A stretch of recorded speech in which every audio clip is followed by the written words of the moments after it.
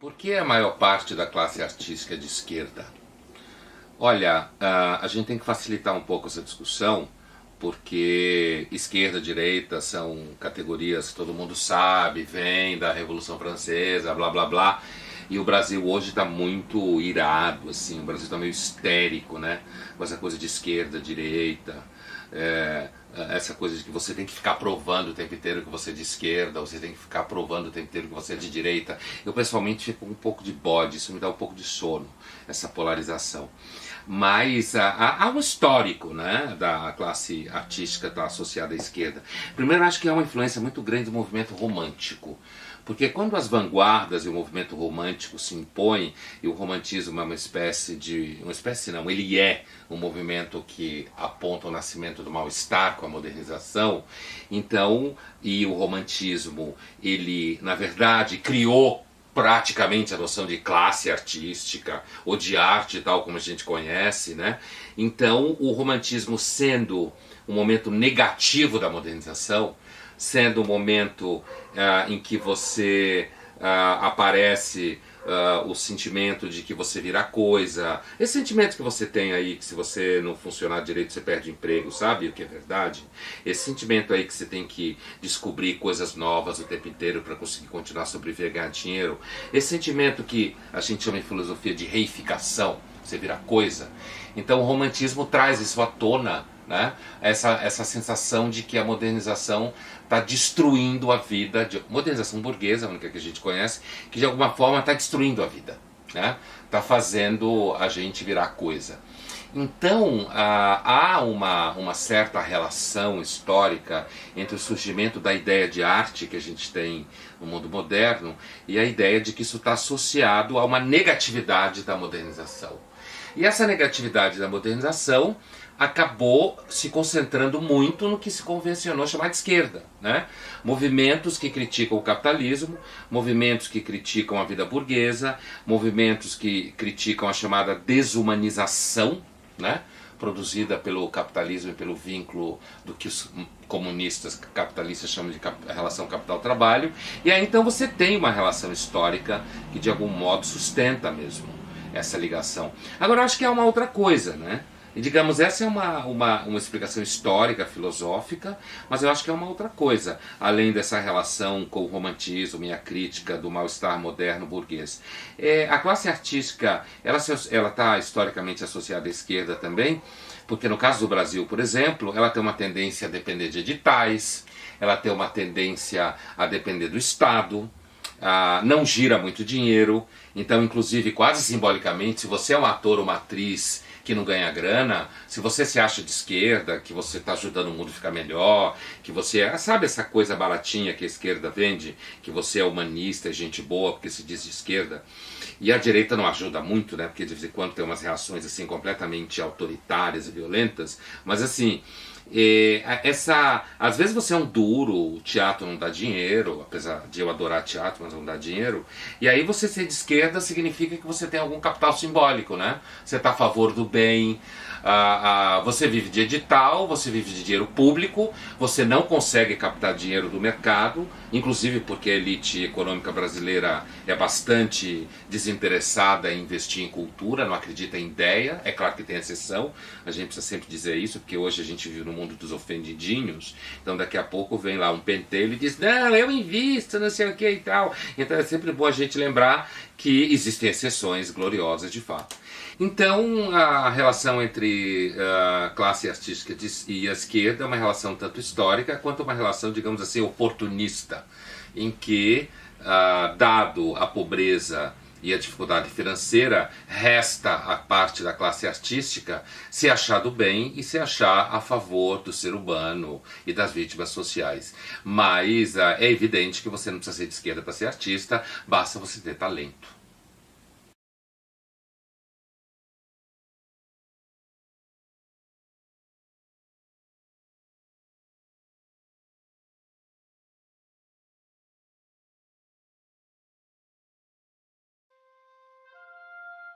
Olá a todos, tenham todos uma ótima noite. Chamo Werlerson Deusdete e vou ficar com vocês até às 18 horas, até às 7 horas. falando sobre... hoje é especial, a gente está fazendo o episódio 10 desse programa e a gente já abordou vários assuntos de interesse de várias pessoas, claro. E agora nós vamos abordar esse tema em especial, por que você precisa se interessar pela arte. Isso é um fato que você precisa entender. Mesmo que você diga assim, eu trabalho como padeiro, eu trabalho na construção civil, eu trabalho com matemática, eu trabalho com contas, eu trabalho com ciência, eu trabalho com esses assuntos mais menos humanos, como falam nas faculdades, né? Menos humanas e mais menos humana. Tem as ciências humanas e tem a ciência. Não vou me lembrar o nome agora, mas tem um nome bem interessante.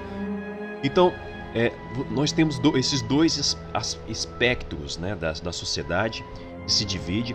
E aí as pessoas acham que os dois não devam se misturar. E eu vou dizer o porquê hoje. O porquê você precisa, mesmo que você ache que não, mesmo que você pense que não é assunto seu, não é da sua laia, não é do seu interesse, se envolver, se interessar pela arte. É interessante sim, e eu preciso que você me escute hoje para a gente poder chegar a uma conclusão. Eu quero que você entenda essa conclusão que eu vou tirar hoje, para que você venha abrir a sua mente para essa área que é tão importante, e você vai saber hoje por quê. Bom, como disse aí o filósofo Luiz Felipe Pondé, talvez esteja, o Pondé, né? É um grande filósofo, uma pessoa assim excepcional, na minha opinião, acho que é um dos melhores filósofos que a gente tem. Eu ainda tô conhecendo os dois, mas é ele e o Mário Sérgio Cortella. São dois divulgadores da filosofia sensacionais, do pensamento, do raciocínio lógico. São pessoas sensacionais. Então, o Luiz Felipe Pondé e o Mário Sérgio Cortella. São dois filósofos sensacionais. Mas vamos lá. Como você ouviu aí do filósofo, do Pondé, ele fala que a esquerda, há uma ideia na cabeça das pessoas, principalmente daquelas pessoas que se envolvem com a arte no Brasil, com a cultura, com a arte, com o cinema, com a música, de que a arte é totalmente dominada. Todo mundo que é artista é majoritariamente de esquerda. E de fato, isso é uma verdade, tá? Isso é um fato. E por que a esquerda hoje ela domina tanto a arte, a cultura, a música, o cinema, as novelas, tudo, enfim, a arte como um todo no Brasil? Não só no Brasil, mas em outros países também. Como o Luiz ele deixou claro nas falas dele como talvez isso possa ter surgido, e de fato é da natureza humana ela encontrar meios fáceis, e também existe uma necessidade de atenção. O ser humano ele precisa de atenção. Então aquele momento romântico, aquela era romântica que teve lá atrás e que o Pondé citou, criou essa sensação de que as pessoas, a esquerda viu que ser um artista e se abdicar de uma coisa é como se fosse sacrificar. Por exemplo, eu estou me abdicando do dinheiro para poder trabalhar somente com cinema, viver de cinema. E o cinema tinha aquele glamour naquela época, a arte como um todo tinha um glamour naquela época. Então as pessoas que faziam a arte pela arte, não pelo dinheiro, acabavam que criando uma certa... chamava a atenção das outras pessoas. E aí foram criando essas narrativas, essas teorias de que a pessoa precisa,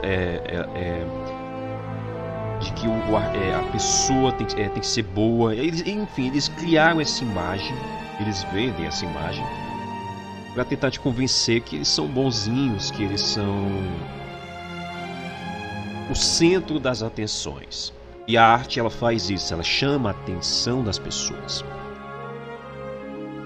Só que no Brasil a gente tem um baita de um problema, a gente tem um problema muito sério, que é o aparelhamento. E aí é que vem a questão do porquê, das razões do porquê você tem que se interessar pela arte, mesmo que você não seja uma pessoa da área, tá? Você é uma dona de casa, você é um pintor, você é um matemático. Eu me lembrei agora, é humanas e exatas, quer dizer, pessoas de humanas são mais dedicadas a entender as outras pessoas, procurar entender as outras pessoas. Humanas, elas são pessoas mais sensíveis à natureza humana. Enfim, é uma pesquisa sobre a natureza humana. Já pessoas de exatas são aquelas que se preocupam com a matemática, com a ciência, de forma mais exata, né, como a própria palavra diz. Enfim, mesmo que você seja um pintor, você seja um mecânico, um pedreiro, enfim, dona de casa, você precisa se interessar pela arte. Porque tá surgindo no nosso meio, principalmente você, em órgãos públicos, um fato, um acontecimento chamado aparelhamento. O que é aparelhamento? É quando alguém, ou uma pessoa, um grupo de pessoas, ou enfim, grupos da sociedade dominam certo aparelho público, quer dizer, prédios, hospitais, escolas, centros culturais, enfim.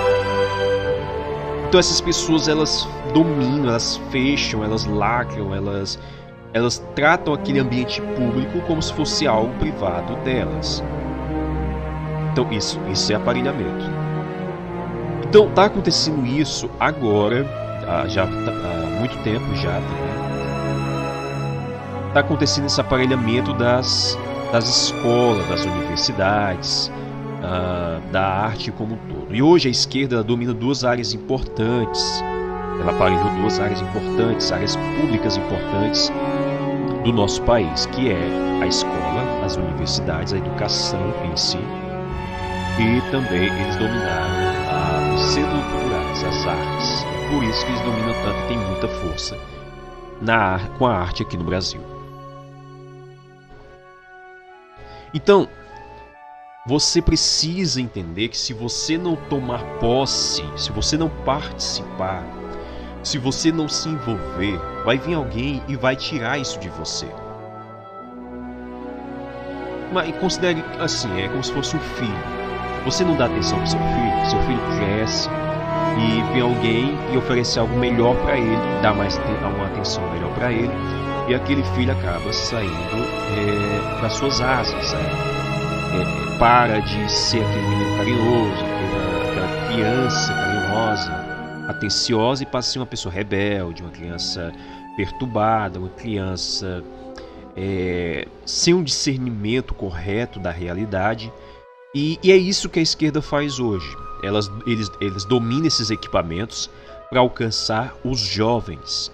Onde é que estão os jovens agora? Estão se formando em universidades, estão aparelhadas por esses grupos e pelos centros culturais, a arte. Porque a arte é bonita, a arte, principalmente essa arte, tipo de arte, entre aspas, que eles estão vendendo, é bonita, é fácil, é palpável, é de fácil aceitação. Então os jovens, eles vão procurar esses lugares e a cabeça deles vão ser facilmente feitas. Então deixa eu mostrar para você, olha só isso daqui, ó. Vou mostrar essa imagem para você. Isso daí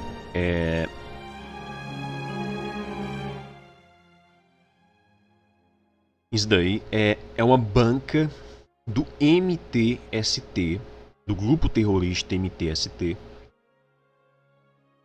que é um grupo de extrema esquerda que queima terras rurais, que agride pessoas.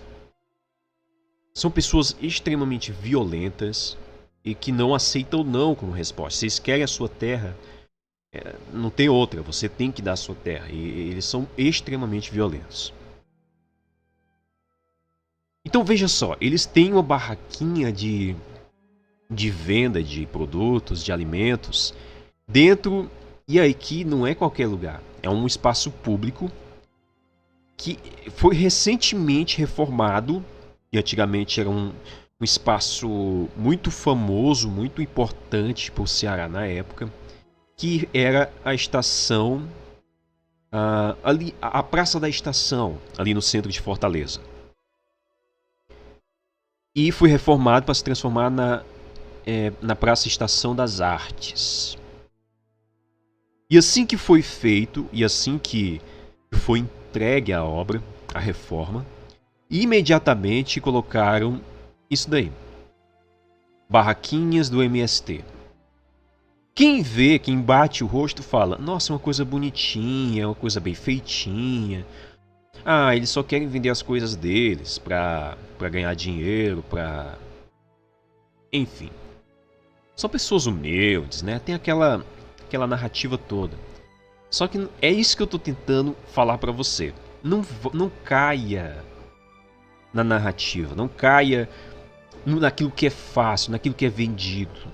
E é isso que eles fazem. Eles vendem uma imagem bonitinha, fofinha até. Mas, por outro lado, eles são pessoas super agressivas, super violentas até. E aí é para isso que está servindo hoje a Secult aqui no Ceará, no qual quem está sendo responsável é o secretário Fabiano Piúba. Para quem não sabe quem é essa figura que aparece aí na sua tela, é o José Guimarães, deputado federal, se eu não me engano. Esse deputado federal, ele é o pivô, ele é a peça principal de um esquema que aconteceu anos atrás, no período que o PT, ainda quando o Lula era presidente, acho que no seu segundo mandato, ou no seu primeiro, não me lembro muito bem, ele é famoso pelo caso dólar na cueca. Quem não se lembra?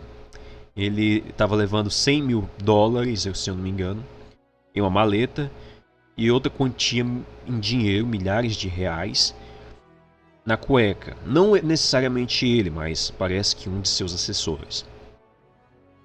Só que outras denúncias apontavam que ele criou um esquema dentro do Banco do Nordeste, no qual ele era um dos presidentes. Ele tinha uma função lá dentro, uma função pública, né? Então, veja só, ano de eleição, estava acontecendo vários acontecimentos no Brasil, a pandemia, muita corrupção escancarada, enfim. E o que o secretário Fabiano Piúba resolveu fazer? Vamos divulgar o José Guimarães. Só que não é uma divulgação escancarada, não é algo, vamos falar que votem no José Guimarães. Não, vamos botar, olha só como ele faz coisas legais. Olha só como ele faz coisas bonitinhas. Ele está lutando com a gente pela lei Aldir Blanc. Tá vendo, pessoal da arte? Votem nele porque ele tá no nosso lado. E aí é que a gente cai naquela velha narrativa. Um jovem, um adolescente que não tem a cabeça muito bem no lugar, vamos dizer assim, ele não vai olhar, parar para pensar e dizer, não, olha, não é bem assim, eu vou votar na pessoa certa, eu vou seguir minhas próprias ideias. Isso não vai acontecer. Então, um jovem alienado, um jovem talvez com uma família desestruturada, cheio de problemas, e que se vê sendo abraçado, ou aparentemente sendo abraçado por esses grupos ideológicos, políticos, eles se convencem de que o errado é certo e o certo é errado. Porque não é questão de princípios, não é questão de valores. É questão do... Se aquilo me beneficia, você tem que concordar. E o jovem, claramente, vai concordar, porque senão ele não faz parte, ele não vai fazer parte daquele grupo. Imediatamente quem não concorda é imediatamente afastado. Então o jovem seguro, ele quer fazer parte. Então se dizem que o José Guimarães é um político bom, é um político não corrupto, sendo que tal, eu vou dizer aqui entre aspas para não ser processado, mas talvez ele seja corrupto e talvez ele não seja um bom político, entre aspas, só para não levar para o processo. Mas mesmo assim, porque alguém disse para ele, e se ele não aceitar aquela condição, ele vai ser excluído daquela classe de amigos, então ele concorda. E aí é que vem a doença, é que vem um problema maior. Os jovens, a prefeita Louisiane Lins, ela fez uma promessa na época de campanha, eu já falei isso aqui antes, que ela prometeu criar as redes cucas para poder, segundo ela, claro, aquilo ali era promessas políticas, de que criar as redes cucas para poder promover, ajudar os jovens, tirar os jovens do mundo do crime e tirar os jovens da ansiedade e da ociosidade.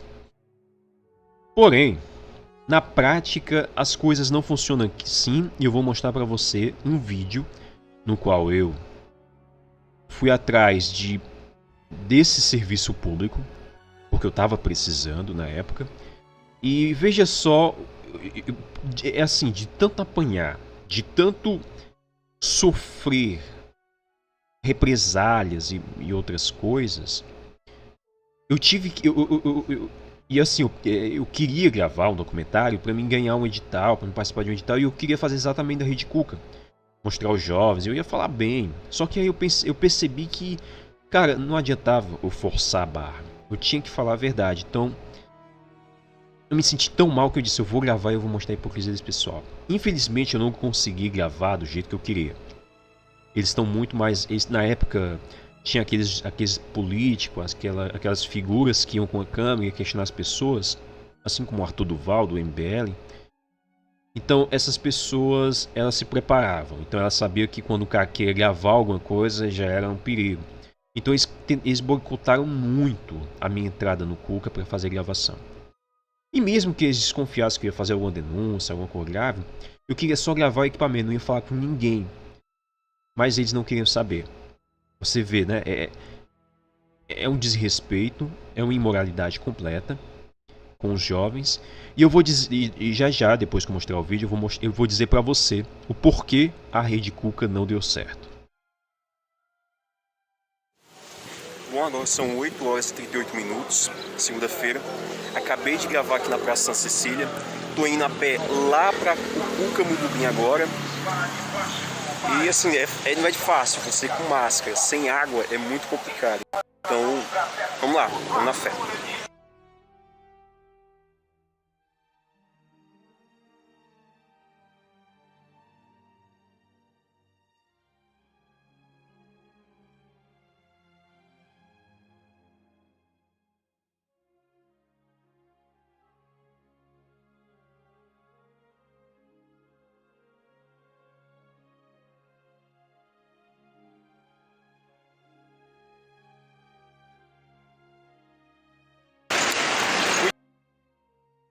Só para você entender uma coisa, tá?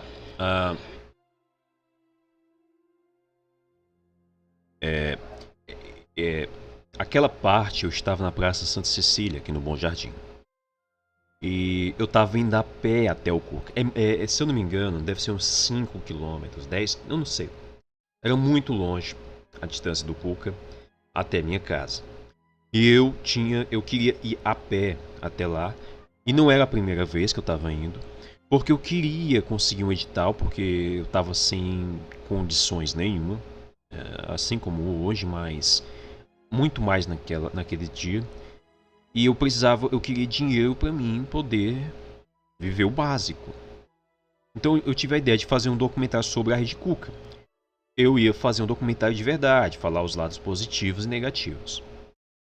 Só que a coisa é tão ruim, é tão baixa, é um pessoal tão de um nível tão baixo, que eu percebi que eu tinha que falar além daquilo, sabe?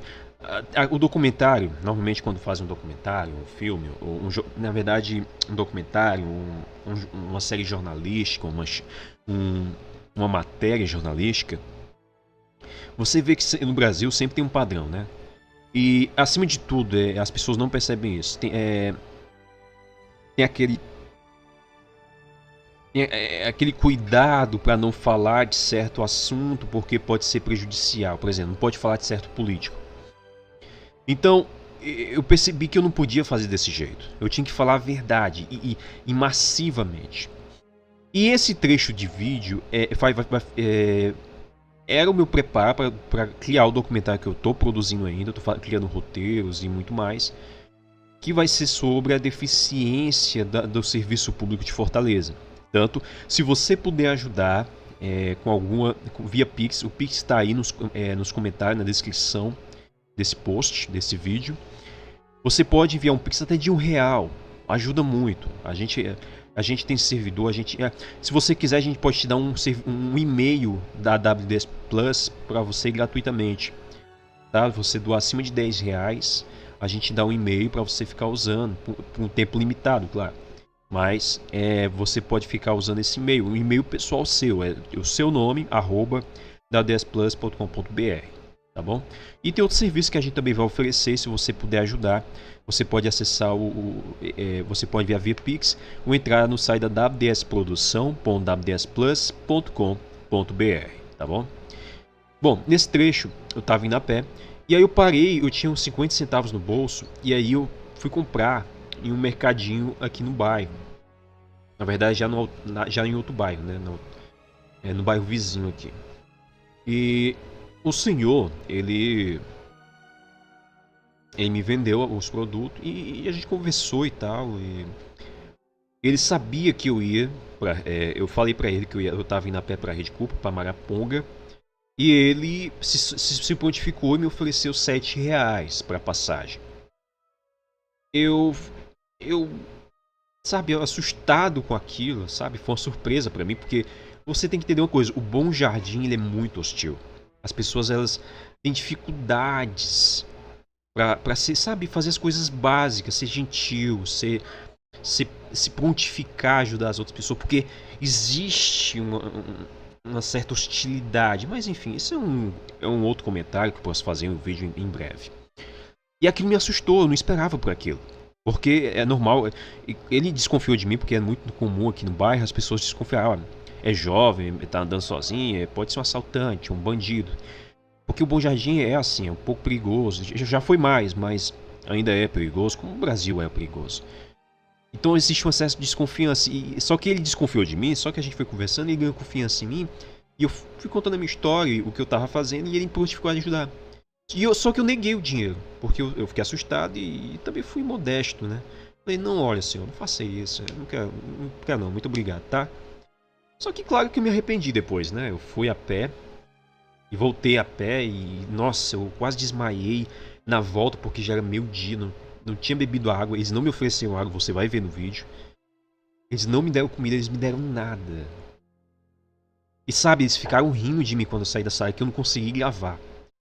Eles ficaram rindo. Quando eu voltei, cara, eu disse, eu vou fazer o máximo possível para escancarar a hipocrisia desse pessoal. Mas enfim, vamos continuar com o vídeo. Muito bem, fiz agora uma parada no terminal do Siqueira. Vocês estão vendo os ônibus atrás de mim. Eu não estava planejando, mas eu vou fazer a gravação agora da Secretaria Regional, antiga Secretaria Regional 5. Agora eu não sei qual é o número agora. E depois eu vou lá pro Mudugim a pé e voltar a pé para casa. Então vai ser esse roteiro todo e vocês vão ficar acompanhando, vão ficar seguindo, tá bom? Muito bem, eu vim parar agora aqui ao Osório de Paiva com Augusto dos Anjos. Estou em frente à Secretaria Executiva Regional 5, logo aqui atrás de mim.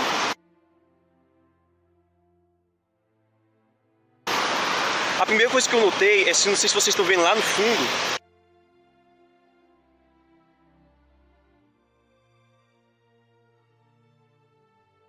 a placa não tem nenhum prédio público tem a fachada visível. O Cuca Mudubi, por exemplo, na principal avenida não tem a fachada visível, só no lado que tem pouco movimento, que não tem muito movimento. E outra coisa é que tem muita propaganda. Olha aqui e aqui.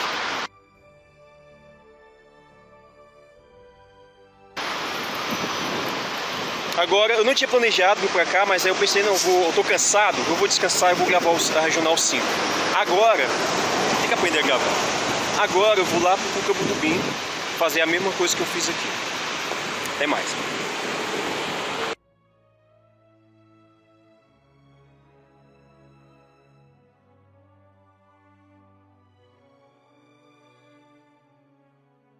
Então, essa parte para você entender.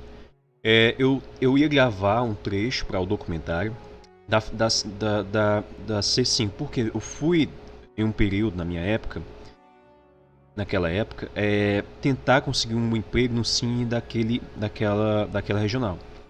Mais uma vez, quando você questiona ser um funcionário público, não há um mínimo de respeito ou empatia por você. E eles começaram a rir. Eu tenho uma teoria sobre isso, e é isso que está relacionado. O funcionário público, e isso eu vou falar no meu documentário, ele não trata o serviço público ou a sua posição de funcionário público como, sabe, um pastor ou um bombeiro. Não é uma vocação. Eles não tratam isso como uma vocação. Eles tratam isso como se fosse um emprego, como qualquer outro. Entenda. Se você, na minha concepção, isso não é uma regra, tá? Funcionário público, ele tem que entender que ele está servindo ao público, ele está servindo a um país, ele está fazendo um país. Se ele for lento, se ele botar muita burocracia, o país não vai para frente. Ele atrapalha o desenvolvimento do país. Isso é coisa que um empresário da iniciativa privada não vai fazer. Se um empresário da iniciativa privada não presta seu serviço muito bem, o que acontece? A loja dele fecha, a empresa dele fecha, porque as pessoas procuram, ou deveriam procurar, a qualidade no serviço. Coisa que não aconteceria, ou não pode acontecer no serviço público. Você paga tudo via imposto. Se o funcionário é bom ou ruim, ele não vai ser demitido. E há uma dificuldade para demitir um funcionário ruim. Então, um funcionário como pessoa do povo, entenda, eles não são pessoas extraterrestres. Eles são pessoas do povo, ele é seu vizinho. Sabe? Aquele funcionário público que ri da sua cara quando você pede um remédio, ele é o seu vizinho, ele é um povo, ele é uma pessoa como você, que uma hora ou outra vai precisar de serviço público, e se ele não fizer aquela coisa, aquela malandragem, nós temos o mesmo emprego, né? Então ajuda aí, facilita aí pra mim. Se ele não usar essa broderagem, se ele for direto e dizer assim, não, olha, eu sou um cidadão, eu quero ser servido do jeito como qualquer cidadão. Então ele não trataria as pessoas como eles tratam hoje. E muito da má educação que os cidadãos têm é por causa do serviço público. Eu vou dizer, e eu vou falar muito sobre isso no documentário. Eu vou falar com psicólogos, especialistas. Vai ser um documentário, eu espero que seja um documentário top, tá? Mas voltando, então eu fui muito maltratado, né, pelos funcionários desse local. E eu queria gravar lá também, porque, como eu disse, eu já estava perto, eu queria gravar. E tinha uma característica em relação ao Cuca, que eu já tinha, sabe, visto a área para me gravar depois. Que a fachada, é difícil você ver uma fachada na via principal. Você quer gravar, é difícil. Ou a fachada é muito escondida, ou não tem fachada os prédios públicos. Por quê? Minha teoria, tá? Para dificultar denúncias. A pessoa gravar com o celular e dizer, olha, eu tô aqui no local tal, olha só como isso daqui não presta. Então, quando não tem um letreiro, quando não tem uma fachada, dificulta as pessoas, ou quando você vai postar nas redes sociais, o entendimento das pessoas de que local é aquele. Aí você tem que explicar e aí perde todo o ritmo daquela denúncia que você está fazendo. E aí vem o contraste, né? Vem a ironia da ocasião. Aquele prédio da antiga Regional 5, hoje é outra regional, não tinha uma fachada, não tinha uma placa sequer. Aliás, eu tive até dificuldade para achar a Regional 5 a primeira vez que eu fui, porque não tinha placa. Eu tive que sair perguntando, e mesmo quando eu cheguei no local, eu passei por ele e eu não sabia que ele era a Regional 5, porque não tem placa para dizer para você que ele é a Regional 5. Enfim, não tinha placa, não tinha fachada do prédio, mas tinha placa de propaganda do governo dizendo: olha como a gente é bonzinho e a gente está fazendo coisas. Só para dizer que estão fazendo coisas. Quer dizer, é muita ironia. Para criar, olha só como a gente é bom, mesmo não sendo tão bom. Eles colocam placas e muitas placas e as pessoas têm a sensação: poxa, realmente parece que a prefeitura está fazendo muita coisa. Mas não é bem assim, e vão continuar vendo o vídeo que você vai entender o resto. Bem, para vocês não dá para ver a logo, porque a logo está distante, mas tá ali o teatro, todo complexo da Rede Pucca. Eu vim a pé da Grande Lisboa, saí 8 horas da manhã de casa, deve ser exatamente agora 9h30, 10 horas da manhã ainda. Para ser franco, estou muito cansado. Meus pés acho que deve ter um calo, porque parece que tem uma agulha no meu pé, e a sede é grande também, estou com muita sede.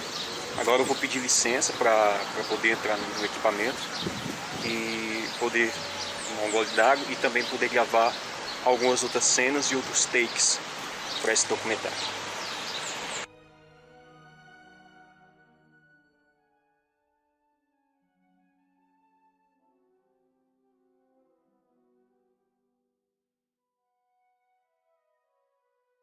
Então, outra coisa que me chamou muita atenção e assim, me surpreendeu, e é por isso que eu fiz nota disso. Normalmente os funcionários, quando você não é um brother deles, sabe? Aquele cara diz assim: ei, deixa eu entrar, quando não pode entrar, mas é meu amigo, então eu vou deixar entrar, mas é porque é meu amigo. Quando você não é um brother do funcionário público, enfim, um amigo do funcionário público, normalmente eles te tratam assim: então vem, vai, eu tenho que te servir, então vem logo, vem. Sabe, tipo assim. E o que aconteceu? Eles me trataram desse jeito quando eu tava chegando perto deles. Só que eles perceberam que eu tava gravando ao redor e eles prestaram atenção nisso. E aí eles perceberam que eu tava fazendo uma live no Facebook. Porque meu celular não tinha tanta memória, então eu tive que fazer uma live. Só que tinha um problema, a internet não funcionou muito bem. E eu fiquei gravando e eles perceberam isso, então eles começaram a me tratar bem. Porque eu não escondi o celular, eu fiquei segurando ele com ele na mão. Pela a internet estar falhando, a tela ficava ligando, eu deixava a tela escura, só que ela ligava me notificando que estava com problema na internet. Enfim, eu gravei o vídeo e continuei seguindo em frente, só que quando eles perceberam que eu estava gravando, né, fazendo uma live escondida, né, ele começou a me tratar bem. E eu notei aquilo primeiro me causou uma surpresa e depois me causou uma revolta. Porque é preciso você chegar ali, gravar, mostrar a hipocrisia deles para eles te tratarem bem. Nossa, quantas pessoas não são maltratadas por funcionários públicos inúteis, desqualificados, muitos cabide de emprego de político. Não são pessoas preparadas para te servir, para tratar você bem.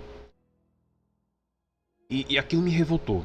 Mas enfim, vamos continuar o vídeo porque tem...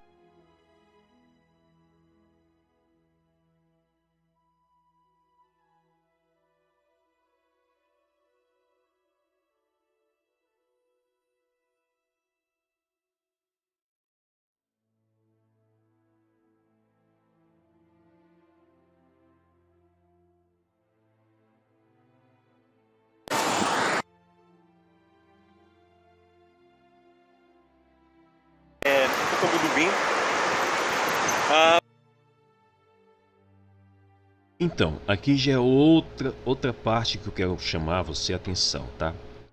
Eu tava revoltado. revoltado. A ironia, a maneira como as pessoas me tratavam com ironia, sabe? É assim, ninguém tá vendo, então, cara, vamos destratar esse cara legal. Eu não representava ameaça. Eu não representava um perigo. Mas eles me trataram muito mal, muito, muito mal. Enfim. Eu cheguei lá pedindo, eu já tinha pedido antes, eu até mandei um e-mail, já enviei um e-mail pedindo autorização para gravar lá, porque eles não me permitiram. Eu gravei, assim, alguns takes escondido deles, porque eu achei, pô, é um lugar público. Então, não preciso pedir permissão para gravar um local público. Só que eles... quando eu achei, não, vou pedir autorização para ver se eu posso, não. Foi um erro que eu cometi, eu não devia ter feito isso, eu devia ter gravado mesmo assim. E eles disseram, não, mas olha, não é por causa disso. O que eu entendi? Eles disseram assim, não, você agora tem que pedir, porque sabe, para não causar problema e tal.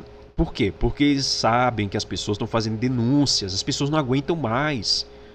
Eles são incompetentes, medíocres, irresponsáveis, omissos. Aí as pessoas pegam a câmera de celular e gravam e denunciam. E eles não querem mais desse jeito. Então, eles criam muito mais burocracia para você gravar qualquer outra coisa. E não era isso que eu queria gravar, cara. Eu não queria gravar uma denúncia. Eu queria gravar o Cuca, contar a história, narrar, falar o lado bom, o lado ruim, enfim, todas as áreas, sabe? Eu queria fazer de fato um documentário muito bom. Só que eles me impediram. E assim, eu só tinha um celular. Mas, cara, era ruim. Então, eu fui lá. Só que eu tive o azar de chegar num dia que eles não estão abertos. Mas então aí eu falei, olha, já que não está aberto, deixa eu gravar assim mesmo, então. É melhor ainda. É só me... Aí eles disseram que tinha que ter uma pessoa para me acompanhar. Eu disse, então pronto, peço por segurança, alguém me acompanhar. E eles insistiram que não. Aí eles falaram com alguém, a moça já veio rindo, snob. E aí ela falou, olha, a moça falou que você não pode gravar, você tem que enviar autorização. Eu disse que eu já tinha enviado. E ela disse que eu teria que falar, se eu não me engano era novembro de 2021. 2021? Isso, 2021. Se eu não me engano. E ela falou que eu tinha que falar com a presidenta em 2022 para poder gravar. O que acontece? Por que ela falou desse jeito, presidenta? Porque ela começou a me tratar como, sabe, tá tendo essa guerra política de esquerda, direita, bolsonarismo e petistas, esquerda, enfim. E ela começou a me tratar como se eu fosse um bolsonarista. Então ela queria me provocar, ela fala, sabe, isso já aconteceu comigo várias vezes. Teve uma vez que eu participei de uma reunião, o pessoal gritava Marielle vive como se aquilo fosse, sabe, me provocar, me enfurecer e... Na verdade, o que me enfurecia é aquele pessoal não me dar atenção. Eram funcionários públicos que deveriam me ouvir. Mas eles queriam continuar sendo incompetentes e para isso eles queriam criar uma situação, uma provocação. Ah, a gente não tratou aquela pessoa bem. A gente não serviu aquela pessoa. A gente não atendeu aquele cidadão porque ele é bolsonarista. Ah, não, porque ele só tá aqui querendo arrumar problema por causa de interesse político. Não, cara, nem tudo é política. Nem tudo é politicagem. Tudo é política, mas nem tudo é politicagem. Política é o quê? Existe um bem público e eu sou um cidadão que posso ter acesso a esse bem público. Então eu tenho que ter acesso a esse bem público. Você entende agora o que é o patrimonialismo? Esse pessoal trabalha para impedir e para burocratizar, que já é muito burocrático, mas burocratizam ainda mais, você ter acesso a órgãos públicos. Vamos continuar vendo o vídeo. Vim a pé do Bom Jardim para cá para conseguir um curso e conseguir uma vaga de emprego, porque aqui também tem um cine local. Muito bem, hoje o equipamento está fechado e assim, também me prometeram que eu conseguiria acesso, autorização para gravar lá dentro. Não estou gravando lá dentro, por respeito também à ordem, mas ao sair eu pedi o mínimo um copo d'água, porque eu não posso beber água nos bebedouros, porque tem que ter um copo, eu não trouxe copo. E eles se negaram. Quer dizer, não importa quem eu seja, de onde eu venho, para eles não importa. O que importa é cumprir as regras e não ser demitido. Essas são completos covardes. na minha opinião, são completos covardes e são patrimonialistas, quer dizer, eles tomam o bem público como algo particular deles. Tá, eu vou para casa a pé. Se fosse outro jovem, do jeito que eu tô saindo aqui, teria quebrado tudo lá dentro. Eu conheço pessoas que fariam isso e eu acho isso ridículo, mas a sensação que dá é essa.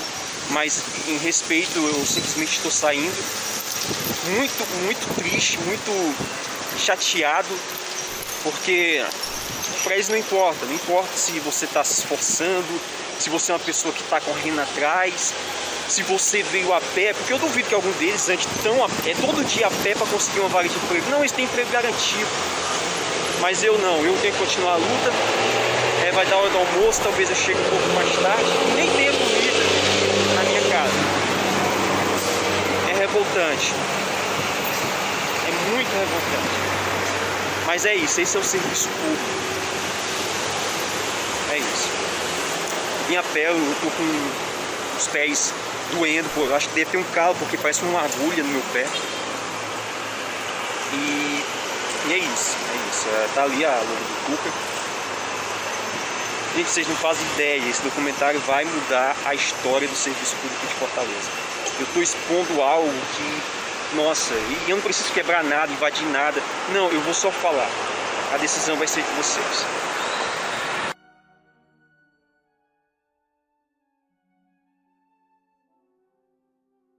Alô. Então, como você pôde ver, é triste. Foi uma situação assim pra mim que foi um os piores momentos da minha vida. Assim, todos os piores momentos que eu tive na minha vida foi quando eu quis me envolver com o setor público. E assim, desde criança, eu assim, uma criança muito inteligente. E eu já sabia que, por exemplo, eu olhar para minha escola e falar assim, caramba, a educação é pobre, a nossa educação é pobre. Então eu falava para mim mesmo, eu vou trabalhar duro para quando chegar lá, quando tiver maioridade, eu fazer universidade privada, sair do Brasil para estudar no exterior, porque não dá. Mas aí a gente cresce, a gente vê que não é tão simples assim, né? O Brasil, principalmente quando você é uma pessoa que observa, você vê que não é tão fácil, não é tão palpável assim. Mas enfim, se você perceber, deixa eu voltar aqui o vídeo. Olha como eu enquadrei a cena. Porque eu enquadrei assim para as pessoas poderem ver que de fato eu estava na Rede Cuca. Porque não tem fachada. Eles não têm nenhuma fachada aqui. Ó. Tem uma fachada pequena lá atrás onde tem um lago. Assim, quem quer gravar vai ter dificuldade, porque tem um bocado de planta no meio, de árvore, né? Então, como eu tava saindo, já tava indo a pé mesmo, então eu resolvi pegar esse take gravando isso daqui, o teatro. O que é uma ironia, né? Porque é exatamente sobre isso que eu tô falando hoje. Mas tá aí, eles não me ofereceram, era época de pandemia, eles não permitiram o segurança, quer dizer, eles não me ajudavam em nada, mas assim, pra mim prejudicar, eles fazem de tudo. É incrível. E assim, eu em nenhum momento eu fui rígido com eles, eu fui agressivo, eu fui grosseiro. Em nenhum momento eu aumentei minha voz. Eu apenas concordava. Não, tá bom, mas não dá pra fazer desse jeito? Não, tudo bem. Tudo bem. Eu vou ver se eu consigo achar essa live que eu fiz no Facebook pra mim postar pra vocês um dia. Porque em nenhum momento eu aumentei a voz, em nenhum momento eu alterei a minha voz. Mas a minha vontade era essa, e eles queriam isso. Eles queriam que eu ficasse com raiva. Pra você ver, não tinha um mínimo de senso de empatia. Eles não se interessavam que eu era um jovem que mora num dos bairros mais perigosos de Fortaleza, Bom Jardim, mas que é uma pessoa que está interessada em fazer arte. Eles estavam nem aí.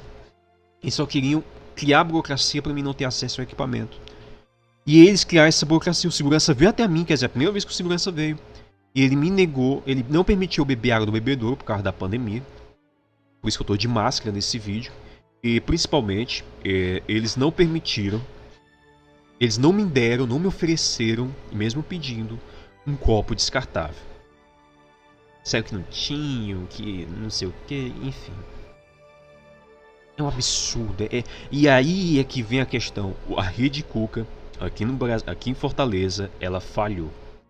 O número de adolescentes que morreram, jovens que morreram, desde o dia da fundação do primeiro Cuca, que foi o Cuca da Barra, até os dias de hoje.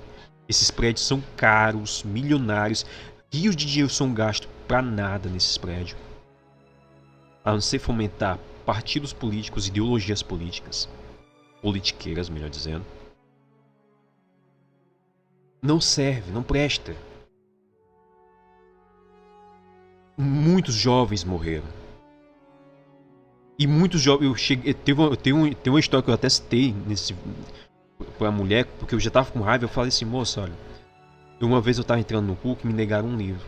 Tudo bem, eu vou entrar na biblioteca e me sentar por causa do ar-condicionado, que eu tava vindo a pé do Bom Jardim até a Barra do Ceará. Se você tiver o Google Maps aí, faz o cálculo e vê a distância. Eu fui e voltei.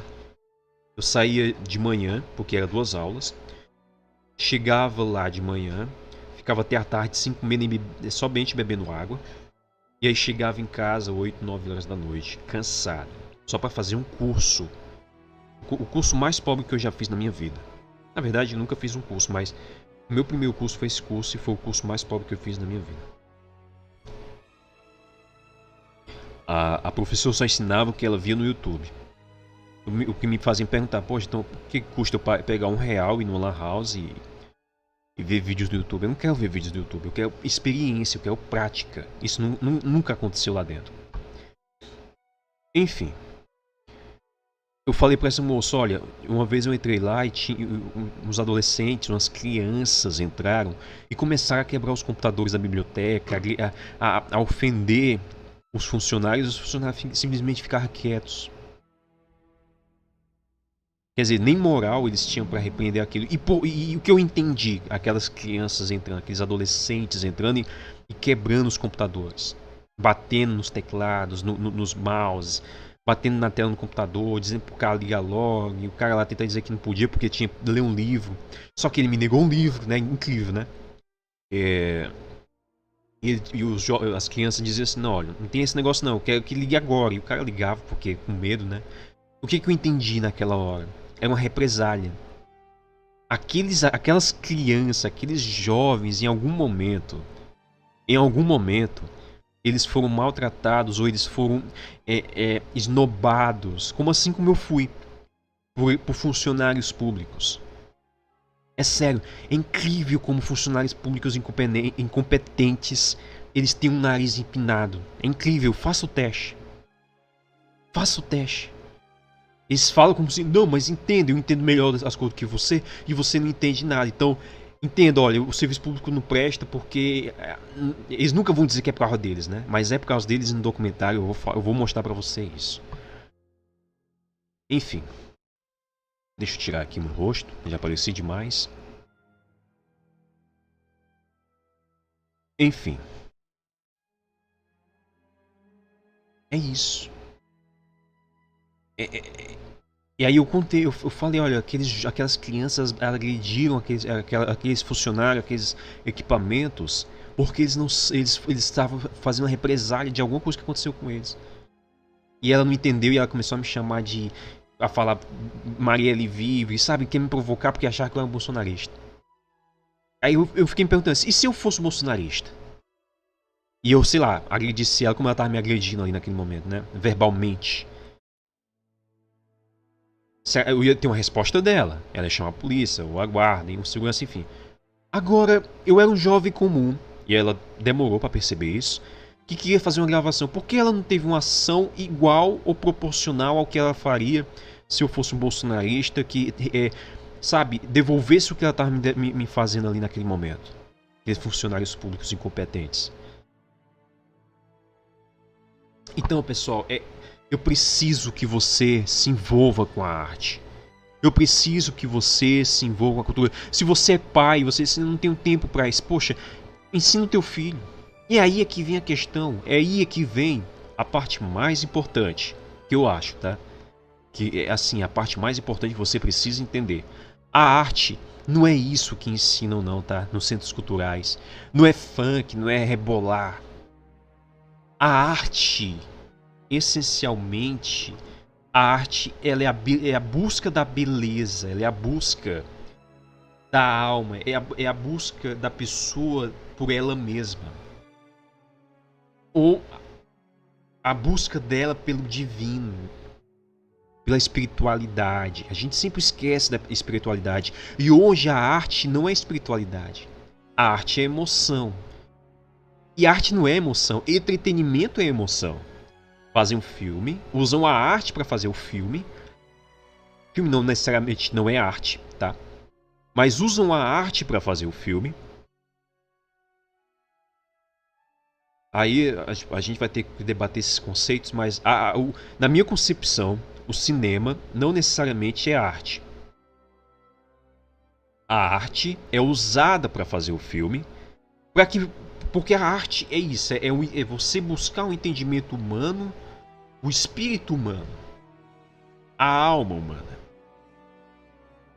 E essa busca, então o cinema usa a arte, que é a alma humana, a busca pelo entendimento do ser humano, da alma humana, a espiritualidade humana, para te mostrar, olha, a gente entende como você pensa, então a gente vai te oferecer algo, um filme, uma novela, uma série, de acordo com o seu padrão, com o seu gosto. Enfim, esse é outro conceito que eu vou ensinar, que eu vou orientar, eu vou mostrar para vocês. No meu, cara, eu vou fazer um portfólio. Vou fazer um curso, não um curso, mas eu vou fazer uma série de vídeos, de lives no meu grupo privado. E eu vou mostrar pra você o que é arte. Então se você que é bolsonarista, você que é esquerdista, você que é dona de casa, você que quer saber o que é arte, entra nesse meu grupo. Eu vou colocar em instantes, mais tarde, assim que terminar a live, eu vou colocar o link nos comentários ou na descrição, para você se inscrever, para você entrar nesse grupo no Facebook. E lá eu vou fazer lives, eu vou criar enquetes, enfim, eu vou criar todo um ambiente para você entender o que é a arte, tá? Então entra nesse grupo, é WDS Produção, já vou dizer pra você, e você entra lá e a gente vai te orientar direitinho, tá bom? Mas enfim, a arte, a concepção de arte é isso, é a busca do ser humano com seu eu espiritual e emocional e da sua alma com seu espírito. Então, por exemplo, quando você ouve uma música clássica como Beethoven, Mozart, Bach, quando você ouve uma música clássica, por exemplo, principalmente música clássica, que eles vão além, eles buscam, e você sente isso.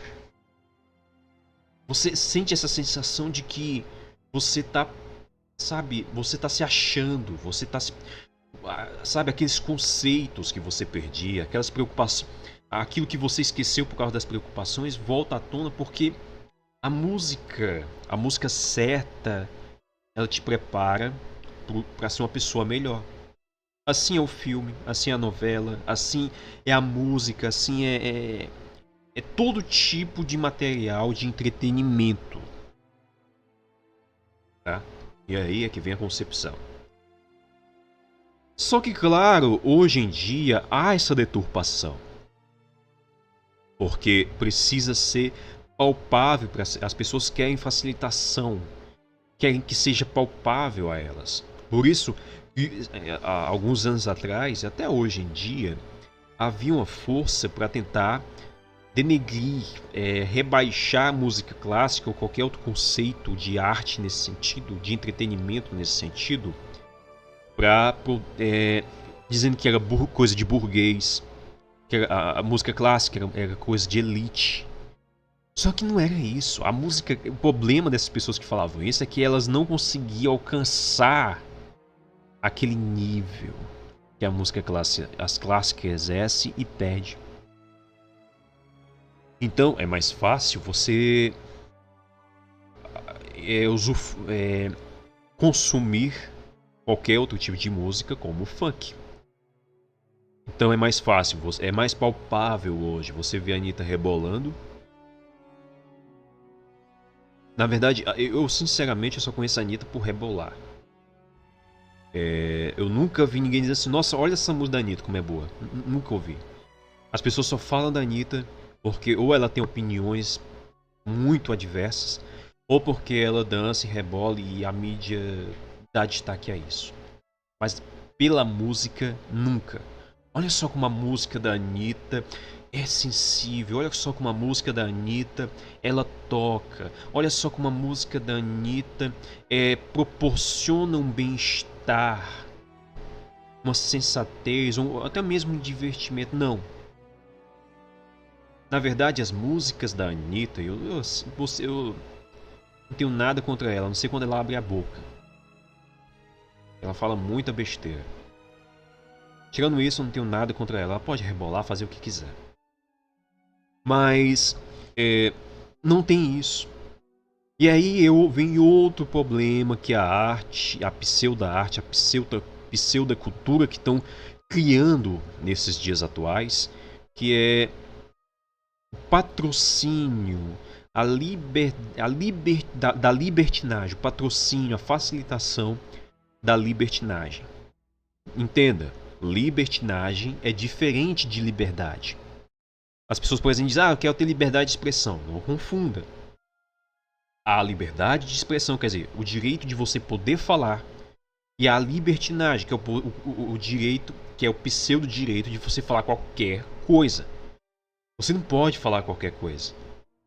A regra natural diz que você não pode falar qualquer coisa. Só que, hoje em dia, a libertinagem, as pessoas acham que a liberdade é libertinagem. E não é isso. Libertinagem é aquele velho conceito que está escrito até na Bíblia. Tá? Nem tudo é pecado, mas nada nos convém. É algo parecido com isso aqui. Eu sempre esqueço dessa frase. Mas faz todo sentido. Faz todo sentido. Então, é isso que está acontecendo com os jovens hoje, porque você é adulto. Você é pai, mãe. Você não se interessa pelos assuntos dos jovens. Os jovens querem a arte, eles querem sentir a liberdade. Então, ensine os seus filhos o que é a liberdade. E nada melhor para ensinar os seus filhos, a sua geração, as crianças, os adolescentes, os jovens, do que é a liberdade, do que a arte. Mas a arte de verdade. Só que, claro, o humano é complicado. E para você ensinar o correto, é outros 500. É por isso que a esquerda, o progressismo, eles não querem te ensinar. Eles querem te forçar a gostar do que eles gostam. Porque eles sabem que nem todo mundo se convence. Então eles usam da força. Do autoritarismo para conseguir aquilo que querem. E autoritarismo é diferente de liberdade. Autoritarismo é a libertinagem que a pessoa acha que tem. Aliás, que a pessoa tem de achar que pode forçar alguém a gostar do que ela gosta. Isso é libertinagem. Então a arte é isso, é você buscar o melhor conceito da vida. É você buscar o espírito, a conciliação do espírito com a alma.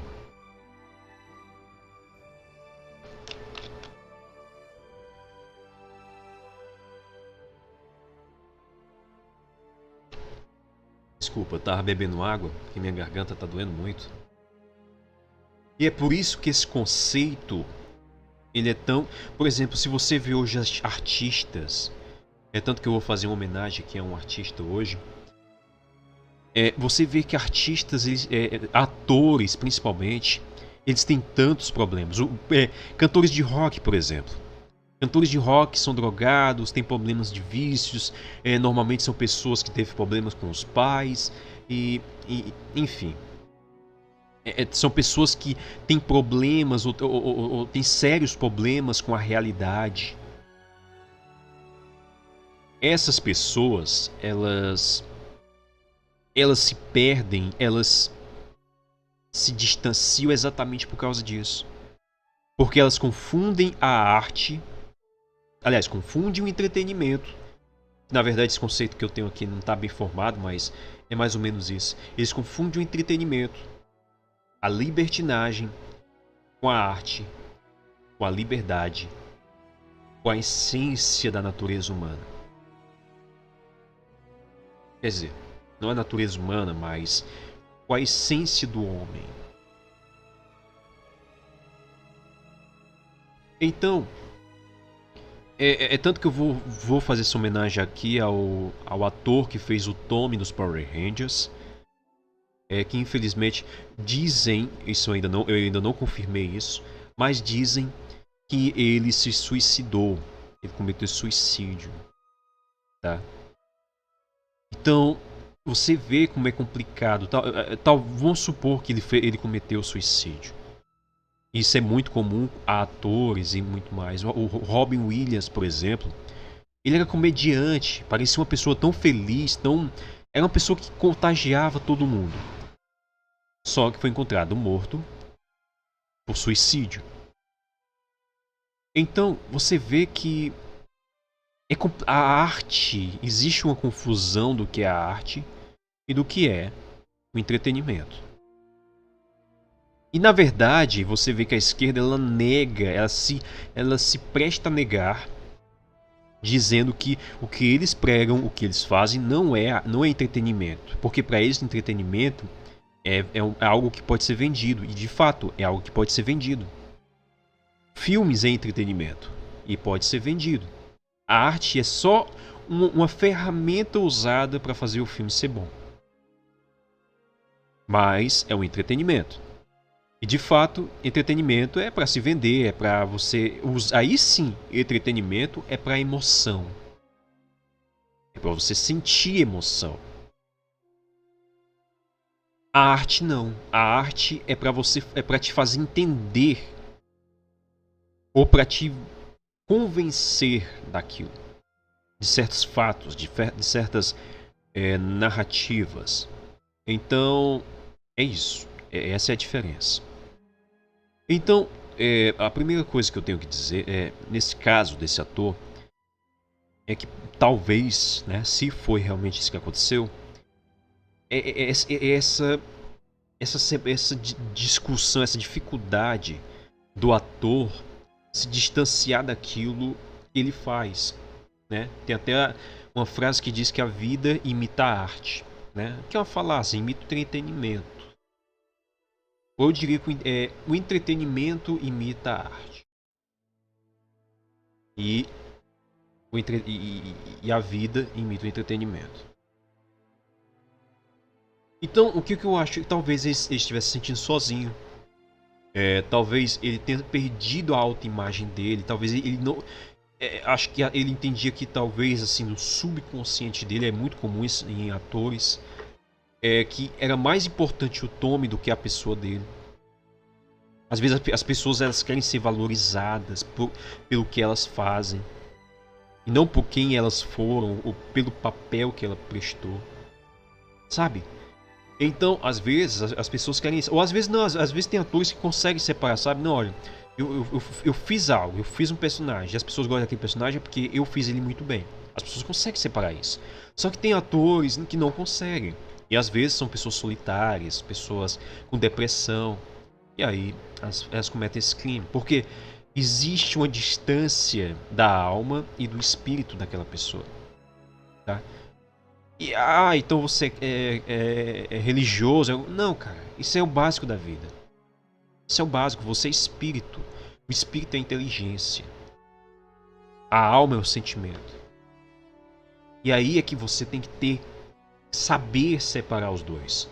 É por isso que às vezes as pessoas inteligentes são consideradas antipáticas. Porque quem é muito emotiva, como as pessoas são hoje em dia, muito não sensíveis, mas fracas, elas não conseguem se aproximar de pessoas inteligentes. Aquelas pessoas não são tão agradáveis a elas. Então é isso, pessoal. Entenda isso. Participe do meu curso. Vai ser gratuito. As primeiras aulas vai ser gratuito. E aí você pode ficar por dentro do que é a arte e a importância dela. E a diferença de arte e cultura, ou de arte e entretenimento e cultura também, tá? Você vai entender tudo esses conceitos de cultura, arte, cinema, ou cultura, arte, entretenimento, conceitos, enfim, todos esses conceitos que envolvem a vida em sociedade, tá bom?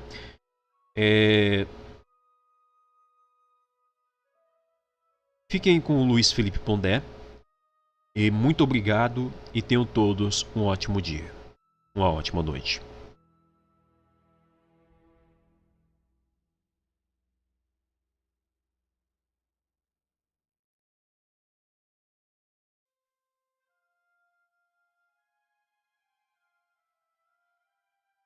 Por que a maior parte da classe artística é de esquerda? Olha, a gente tem que facilitar um pouco essa discussão, porque esquerda e direita são categorias que todo mundo sabe, vem da Revolução Francesa, blá blá blá. E o Brasil hoje está muito irado, assim, o Brasil está meio histérico, né? Com essa coisa de esquerda, direita, essa coisa de que você tem que ficar provando o tempo inteiro que você é de esquerda, você tem que ficar provando o tempo inteiro que você é de direita. Eu pessoalmente fico com um pouco de bode, isso me dá um pouco de sono, essa polarização. Mas há um histórico, né, da classe artística estar associada à esquerda. Primeiro, acho que há uma influência muito grande do movimento romântico. Porque quando as vanguardas e o movimento romântico se impõem, e o romantismo é uma espécie de... uma espécie não, ele é um movimento que aponta o nascimento do mal-estar com a modernização, então, e o romantismo, ele, na verdade, criou praticamente a noção de classe artística, ou de arte tal como a gente conhece, né? Então, o romantismo sendo um momento negativo da modernização, sendo um momento em que você aparece o sentimento de que você vira coisa, esse sentimento que você tem aí, que se você não funcionar direito você perde emprego, sabe o que é verdade? Esse sentimento aí que você tem que descobrir coisas novas o tempo inteiro para conseguir continuar a sobreviver e ganhar dinheiro, esse sentimento que a gente chama em filosofia de reificação, você vira coisa. Então o romantismo traz isso à tona, né? Essa sensação de que a modernização está destruindo a vida, modernização burguesa, a única que a gente conhece, que de alguma forma está destruindo a vida, né? Está fazendo a gente virar coisa. Então há uma certa relação histórica entre o surgimento da ideia de arte que a gente tem no mundo moderno e a ideia de que isso está associado a uma negatividade da modernização. E essa negatividade da modernização acabou se concentrando muito no que se convencionou chamar de esquerda, né? Movimentos que criticam o capitalismo, movimentos que criticam a vida burguesa, movimentos que criticam a chamada desumanização, né? Produzida pelo capitalismo e pelo vínculo do que os comunistas capitalistas chamam de relação capital-trabalho. E aí então você tem uma relação histórica que de algum modo sustenta mesmo essa ligação. Agora eu acho que é uma outra coisa, né?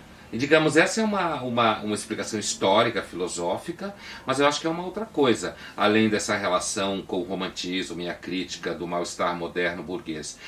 A classe artística, ela está historicamente associada à esquerda também, porque no caso do Brasil, por exemplo, ela tem uma tendência a depender de editais, ela tem uma tendência a depender do Estado, não gira muito dinheiro, então inclusive quase simbolicamente, se você é um ator ou uma atriz que não ganha grana, se você se acha